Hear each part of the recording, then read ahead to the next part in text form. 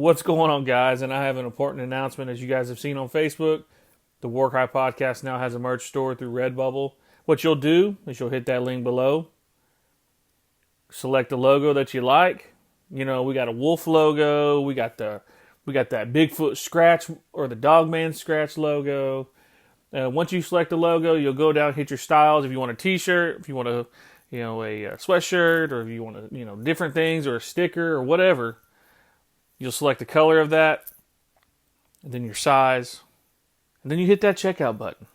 And hitting that checkout button and getting that T-shirt supports the podcast. And I appreciate everyone that listens, and it's amazing, and I do truly appreciate it. But with that said, let's get to the episode. So run me my music. It's very, very dangerous. Get these spidey sense, I was like, oh, something's off.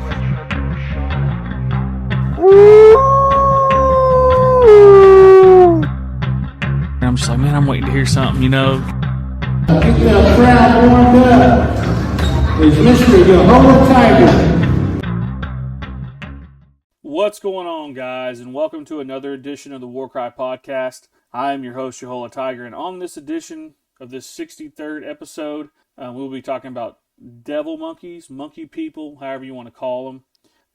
This is going to be a very interesting episode, and if you have any of these types of stories, let me know. We can do a part 2. But I wanted to bring something to light. Not really to light. That's not really the word I want to say. But I want to talk about something that has happened over the course of this past week. A young man by the name of Cole Brings Plenty passed away.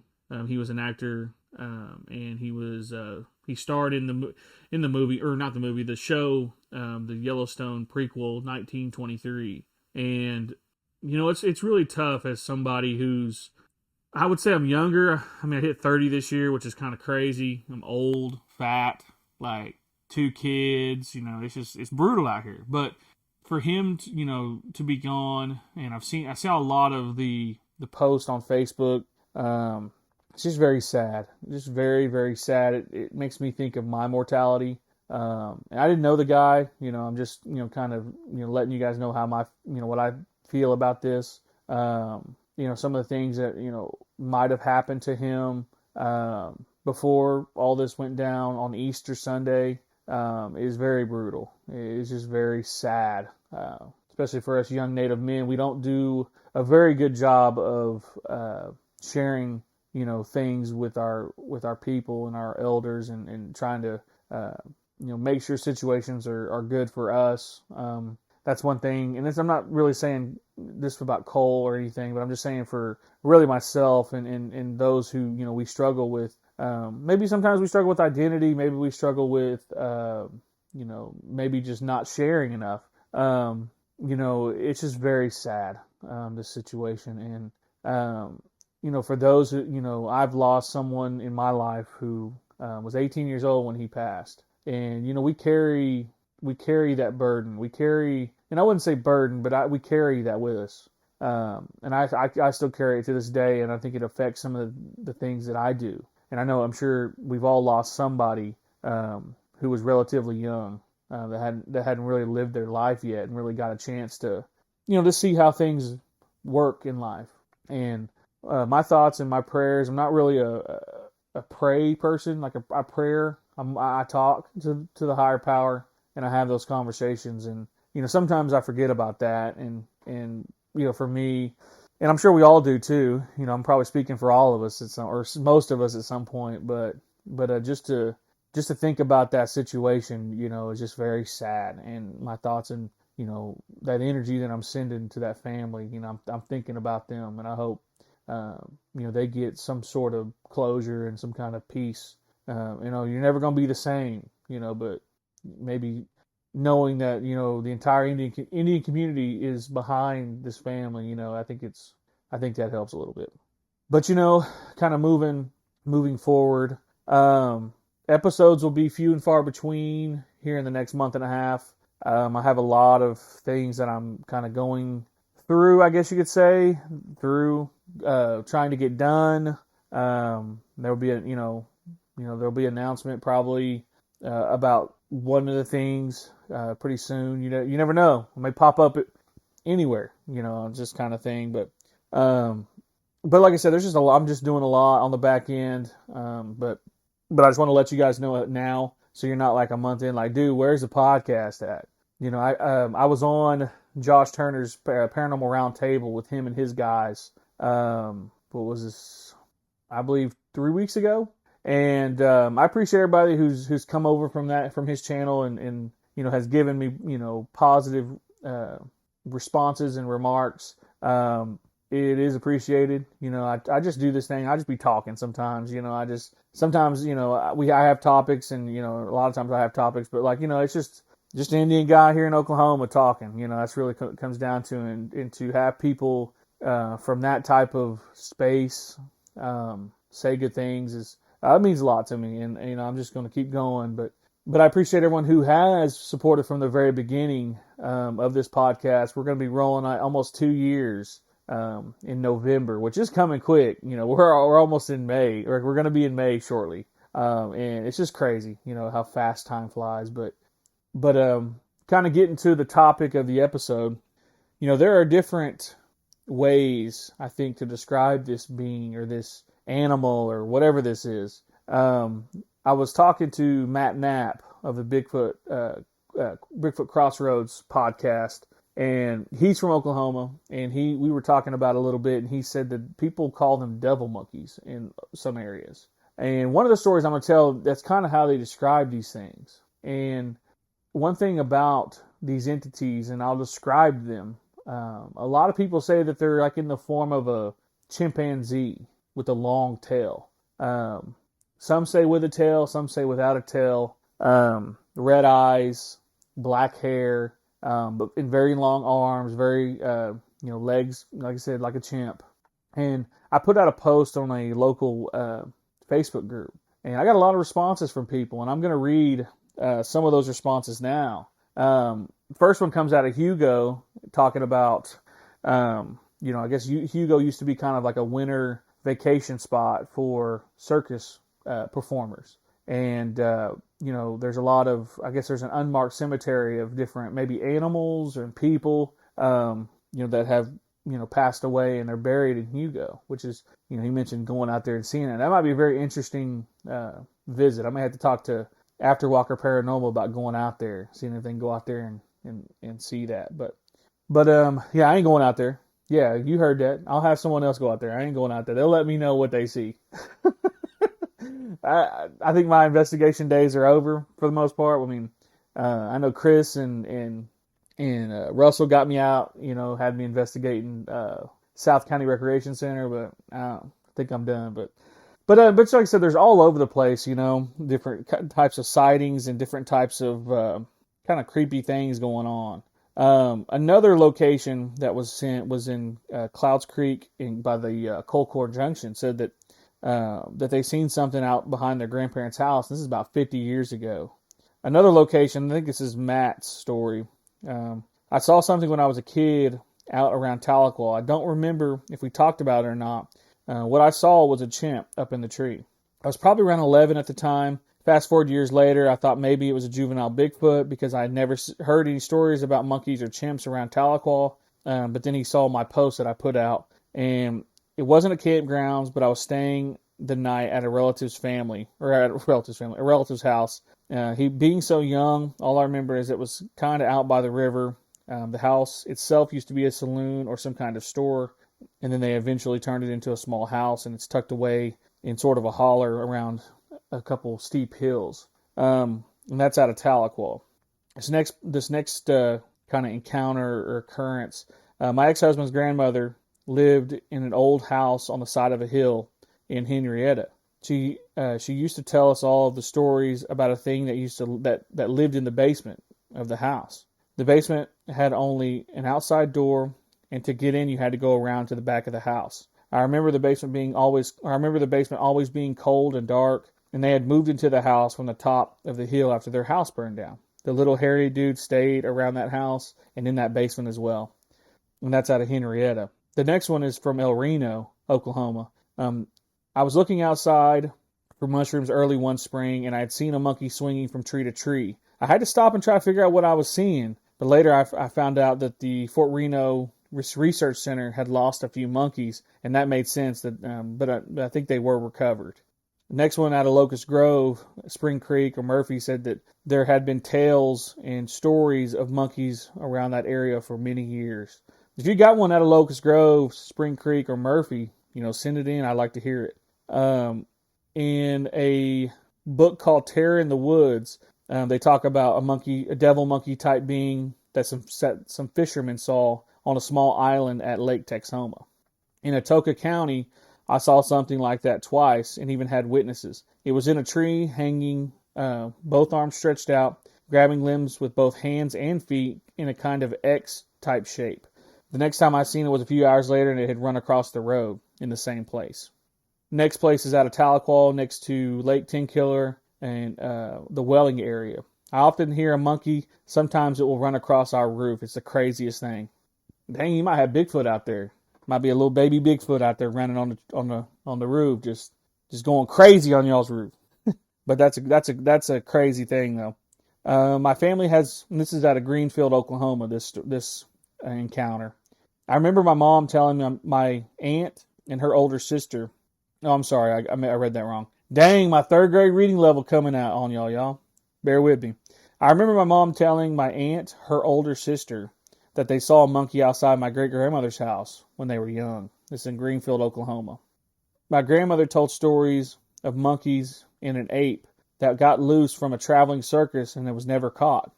She told this in the early 70s, but she said this happened in the late 20s and 30s. I forgot where she said or where she lived in, but I do know my family lived in Oklahoma before statehood. I got a few comments on that post regarding Bell, Oklahoma, Pawnee, Oklahoma, and Red Rock, Oklahoma. Do you got any stories out of those areas? I know that's Red Rock is known for being creepy. The next story has been a story that I have told on this podcast, but I didn't really tell it with much detail. And it's regarding Louis Jackson's story. For those of you in the Tahlequah area know him very well. He was athletics director for Sequoia for a lot of years. He was a very good man to me and my little brother and my grandpa. He was my grandpa's best friend. I was hearing stories about when they was hooping back in the day. They was talking crazy trash to people. But dang, especially at Bay Cone, to be, those at the Cone, man, they know. But this story was told by my grandpa to another person. And this person, gives a little bit more details on his story. But a story your grandpa once told was about Louis that lived out on the edge of this field. And on the other edge of the field was a big hill. The kids were playing outside. It was getting close to dusk. The kids could hear something moving on the hill, and they go inside and get their grandma.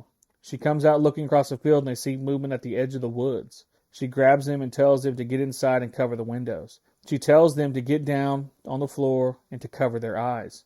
What they seen was the best that he could describe, but they looked like the flying monkeys off The Wizard of Oz. He said that they were basically demons, and he said that he could hear as they went by, and their wings were flapping hard as they passed. One thing about the place that I grew up, there are a lot of stories of these monkeys. My family seeing monkeys run up a tree, and then the guys would walk out to check it out, and they couldn't find anything in the trees. My mom and I seen one standing on the side of the road as it watched us drive by. Of course, we were on Kenwood Road, which these stories were out of Kenwood.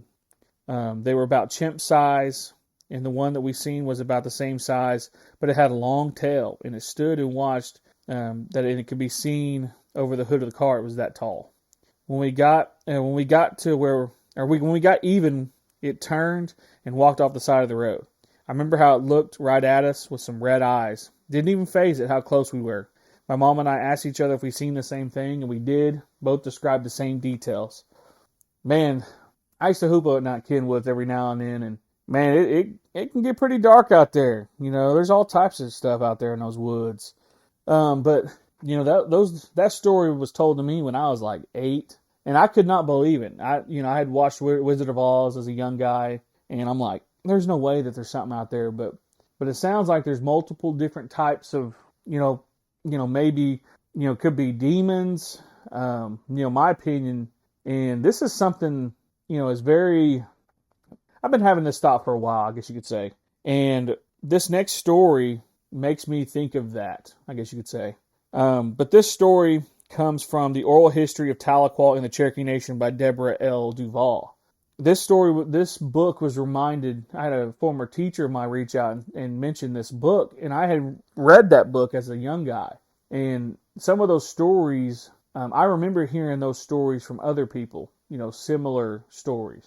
But this story goes, the Boy Scout hole is a swimming area on Barren Fort Creek, deep in the woods of southeast Tahlequah, Oklahoma, near the community of Welling. It's a great place to visit in the daytime, but not a place you would want your kids to be at night. A few years ago, my husband and I took a trip to Mexico, leaving our oldest child in charge of our youngest ones. My son Nick was about 15, and he told me the story when we returned. It was March and the weather was very nice, so Nick had decided that it would be a good time to go camping in the family van. This young guy said, "I'm 15, I'm grown. I'm gonna get in that van and just take off." But those are the days, though. I feel like my generation missed those good days. We're like, what? I'm 12. Let me take the tractor out real quick. Let me just go out there and while out, or let me just take the family truck to go down to my friend's house down the road. And I feel like those days were pretty good. Maybe they weren't. I don't know. I wasn't born. So they took a few of their friends and drove down this road to Boy Scout hole. And there wasn't any electricity out there at the time, and so they parked the van in the dark. Nick and his friend climbed up on the top of the roof and were planning to sleep up there for the night, while the other kids stayed inside in the van. After everything got quiet, Nick and his friend began to hear strange noises coming out of the trees, and in the darkness they could suddenly make out figures with human-looking faces sitting on the branches of the trees and looking right at them. Nick and his friend leaped off the roof and jumped inside the van, while the other kids trying to lock the doors and shut the windows. Then about 10 of these creatures were on the ground. Nick said they looked like characters from the Planet of the Apes, with more human-looking features. One of the monkey people approached the van and put its hand on the glass, and the next thing any of the kids can remember is waking up in the daylight. At first, Nick thought it must have been a dream, but then the other kids woke up, and each remembering being terrified by those things and somehow going to sleep until the morning. Nick also mentioned seeing lights off in the distance while the creatures were outside the van. Hearing that story brought memories of the time when I was at the Boy Scout hole at night with a group of friends, and we saw circular objects surrounded by lights coming down from the sky and landing back in the woods across the creek. But we didn't stick around long enough to find out what it was. And that's one thing that I'll say about these types of beings. There was a podcast like I said, once again, shout out to Matt Knapp from Bigfoot Crossroads. He had a person on here in the last probably 2 or 3 months. And this person talked about UFOs being not really UFOs and things being morphed. So for instance, if someone saw a monkey person or a devil monkey, to them that's what they see. But to another person who would see the same thing would see it differently, unless they were on the same wavelength, I guess. But this person used the word plasma. And in my head, that made me think. I thought it was very interesting. I don't believe that. I believe we're the aliens. I honestly believe that we're probably the aliens, human beings. And the things that we see that we are not accustomed to seeing in our day-to-day lives can morph into what scares us. And one thing about those two stories that make me think, and like I said, they could have well seen monkeys, but one thing that I think that we as human beings, especially here in Oklahoma, we don't know nothing about monkeys. Like, I know Florida has a few of them. I know South America, probably lower Mexico, Panama, they probably all have monkeys. But here in Oklahoma, our mind does not process monkeys unless someone has a pet, little monkey or whatever. And that's one thing that I'm curious to wonder. This will be a question when I do die, which is a long time from now, hopefully, that's the first question I'm asking. What is the paranormal? Is it, is it paranormal not really paranormal? Is it normal? And we as humans are the paranormal? That's the question I'm asking. And I know that's a very deep question, and whoever I'm asking it to, higher power, creator? I'm going to ask that question because that's one thing that I just find so intriguing is that us as humans, we continue, we say we do things to help, to support, but in actuality, we actually destroy things. That's one thing that I think Mother Earth and the planet and all of its creations and beings that live here, I think that's why we have things that destroy mankind, is they are aware that we are growing at an alarming rate. Now, granted, if you want to get into politics and all that other stuff, that we're technically our birth rate here in America is declining.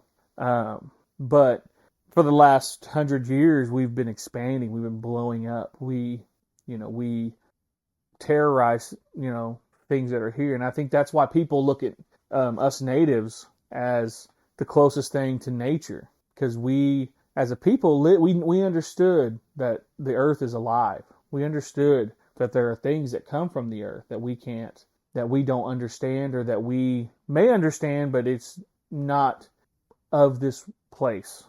And I think that's why a lot of non-natives look to Native Americans as, part of the earth. And I would agree with a lot of that, because for a lot of years, natives lived in harmony with nature. We respected the earth, we respected the waters, we respected the trees, we didn't use the trees unless we needed the trees, and then we would tell the trees and we communicate, thank you for, allowing us to have, this warmth, the fire, or the use of structure for a home, using that. And then, we'd always do that to the ground, the mud, the dirt, those things have been around for a long time, longer than any of us, as a species.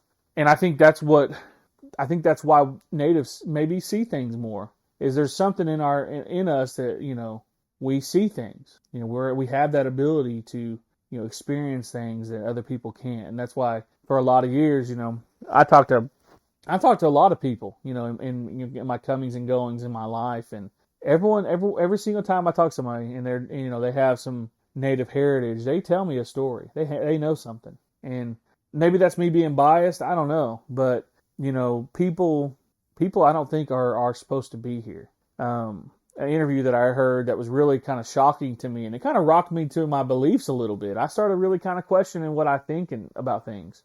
There was a remote viewer, I can't remember his name now, Joseph McDougal, I think, and he was the first ever remote viewer for the CIA, and he had accurately described and guessed multiple situations for our government and the CIA. And he got an envelope one day, and he had said that, hey, this is what's going on. This is what we want you to see. And so he does. He sees, and he goes off to this barren planet and this barren wasteland that didn't look anything like he's seen before. And he started noticing that there were pyramids there. And he thought that was odd. He was like, huh. And then they were like, after the fact, they tell him, yeah, that was Mars. We're trying to figure out what's there. In the movie, and when I heard that, the movie 65 Million with Adam Driver came to my mind. It made me think, like, what if we're from there and we got into some war that destroyed Mars? Because circadian rhythm is a real thing with humans. We have a different way that we tick, and this Earth, in the way that the Earth is made up, doesn't fit with our circadian rhythm. I don't know. I mean, that's a lot of information, and it's kind of crazy too, but that information rocked me. I was like, man, that's not, I haven't really thought of that. I hadn't really put it into terms where, like, maybe human beings are the ones that don't belong here. Maybe we're the aliens, and the aliens that we're seeing are the people that have been here and that understand what gravity, and understand the moisture in the air, understand, when it rains and all this stuff. And I always find that really interesting, and I'm kind of on a deep dive on that to find more information on, and not crazy information. I know people be saying, oh, flat earth and this. I mean, eventually I'll talk about flat earth. I really don't know what I believe about it. I think there's aspects of it that might be kind of interesting, but I think that's what we see a little bit, is that there's these entities that are out here, and it kind of, another way to describe this plasma in my mind is if you guys have seen the show Invasion on Apple TV Plus. It's a great show. Season 3 is dropping, I think, in 2025. But the aliens, they turn invisible, but when they turn invisible, like they're portals and they turn into like a gel type substance. And that's what my mind I think about. It's some type of like energy that is used from the atmosphere. And that's one thing that I find very interesting about if we see that, because maybe this plasma type stuff or this malleable type substance, when it shows up to us or it's around and we see things that are not normal or paranormal or supernatural, or maybe natural, maybe we're the supernatural. I don't know. You guys let me know what you think when you hear this, but this is episode 63. I appreciate everyone that, like I said, continues to support the podcast. I know this episode has some ups and downs and some twists and turns, and I want to thank everyone that had given me input on seeing these monkey type creatures, because I think that's very interesting, especially when they look like humans, but then they also have red eyes, long tails, different variations of these entities and these beings. And I often wonder if they've been here longer than we have. I guess, that'll be another question I ask when I do make that journey over. But if I make that journey over, hey, you never know, man. I might strike the lottery or something, and I might have to just like be like Michael Jackson and cut my brain out like right as I'm about to pass away, and then put it in cryo stage and then live forever. I don't know. We'll see. I might hit that lottery. I might have to go to I might have to go to Kickapoo or Sack and Fox Casino. You just never know. You never know. Y'all might see me there. If you work there and you listen to the podcast and you see me in there, don't judge me. I'm just in there trying to make sure that I can put myself in cryo station. So, but but I appreciate you guys listening to the podcast. Facebook, you hold a tiger, message me with a story, or if you got comments on the episode, which I appreciate.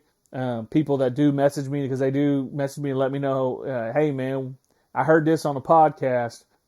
This is what I think. I want to hear that from people. Now, I'm bad about replying, especially if I'm busy and I got things going on. But I'll get to you. I always message everyone back. I always make sure I talk to everybody and listen to what you got to say. Because you know what, people's opinions have shaped my opinions on some things. Or if you got a story or whatever, like I said, message me, Instagram, Warcry Pod, TikTok, Warcry Pod, Facebook, You Hold a Tiger. And let me know, guys. Like I said, let me know what you guys think about the episode. Let me know your thoughts, and I'll catch you on the next one.